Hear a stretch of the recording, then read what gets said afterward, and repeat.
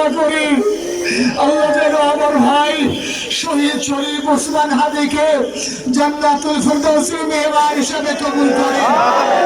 আল্লাহ তাআলার কাছে দোয়া করছি, আয় আল্লাহ তাআলা আমরা যারা বেঁচে আছি ইমানের সাথে আসসালামু আলাইকুম ওয়া রাহমাতুল্লাহি ওয়া বারাকাতুহু। ওয়া আলাইকুম আসসালাম ওয়া রাহমাতুল্লাহি ওয়া বারাকাতুহু। নাহমাদুহু ওয়া নুসাল্লি আলা রাসূলিহিল কারীম, আম্মা বা'দ।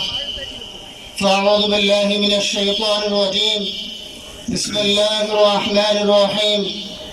কুল্লু নাফসিন যায়িকাতুল মাউত। সাদাকাল্লাহুল আযীম। সম্মানিত হাজিরিন, আজকের এই লক্ষ লক্ষ তৌহিদি জনতা, আপনারা হাজির হয়েছেন আমার কলিজার টুকরা ছোট ভাই শহীদ শরীফ ওসমান হাদির জানাজার নামাজে অংশগ্রহণ করার জন্য। সম্মানিত হাজিরিন, আপনারা জানেন শহীদ ওসমান হাদি তিনি স্বাধীনতার সার্বভৌমত্ব রক্ষার জন্য এই বাংলাদেশের 18-20 কোটি মানুষের কাছে একটি মেসেজ দিয়েছিলেন কিভাবে একটি স্বাধীনতার সার্বভৌমত্ব রক্ষা করতে হয়। আজকের বড় পরিতাপের বিষয়, আমার বলার মতো কোনো অবস্থা নেই। আপনারা জানেন যে শরীফ ওসমান হাদির একটি বাচ্চা মাত্র 8 মাস বয়স।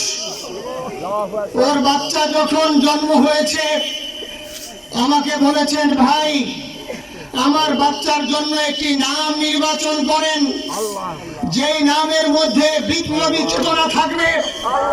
আমার সন্তানের জন্য একটি নাম নির্বাচন করেন, যেই নামটা সাহসিকতার পরিচয় বহন করবে। আমি অনেক যাচাই বাছাই করে ওর সন্তানের নাম দিয়েছিলাম ফিরিনাস, বিপ্লবী এবং সাহসী। সম্মানিত ভাইয়েরা, আজকের ওর সন্তানের চেহারার দিকে তাকানো যায় না। আজকের আমার মা প্রায় পাগল হয়ে যাচ্ছে, জ্ঞান হারিয়ে ফেলছে। আমার ভাই বোন তারা পাগল হয়ে যাচ্ছে। আমার 6 ভাই বোনের মধ্যে সবচেয়ে ছোট ছিল শরীফ ওসমান হাদি। আজকের তার লাশ আমার কাঁধে বহন করতে হচ্ছে। আজকের আপনাদের কাছে আমার কোনো দাবি নেই, শুধু একটি দাবি। 7 থেকে 8 দিন হয়ে গেল দিবালোকে প্রকাশ্যে রাজধানী ঢাকায় জুমার নামাজের পরে খুনি প্রকাশ্যে গুলি করে যদি পার পেয়ে যায়, এর চেয়ে লজ্জার আমাদের আর কিছু নাই। 5 থেকে 7 ঘন্টা সময় তারা কেমন করে গেল, এই প্রশ্ন জাতির কাছে রেখে গেলাম। আমার কোনো চাওয়া পাওয়া নাই। আমার ভাই ওসমান হাদি শহীদ হয়েছে, ওর শহীদি তামান্না ছিল। আপনারা ওর বক্তব্য শুনেছেন, আপনারা শহীদ ওসমান হাদি টকশো শুনেছেন। ও সব সময় শহীদি তামান্না করত। হয়তো আল্লাহ তাআলা ওর শহীদি সেই মওত নসিব করে দিয়েছেন, কিন্তু আপনাদের কাছে আমি এই ঋণ কোনদিন আমি ছাড়ব না। আমার ভাই শরীফ ওসমান হাদি বিচার যেন প্রকাশ্যে এই বাংলার জমিনে আমরা দেখতে পারি। 7 দিন হলো, এখনো পর্যন্ত আমরা কিছুই করতে পারলাম না।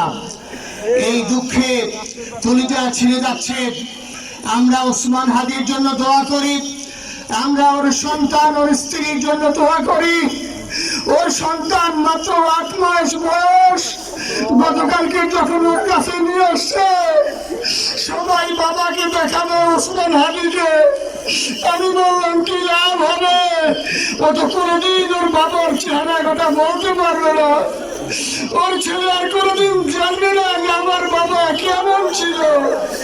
ভাইরা আমার, ওসমান হাদি আর ফিরে আসবে না।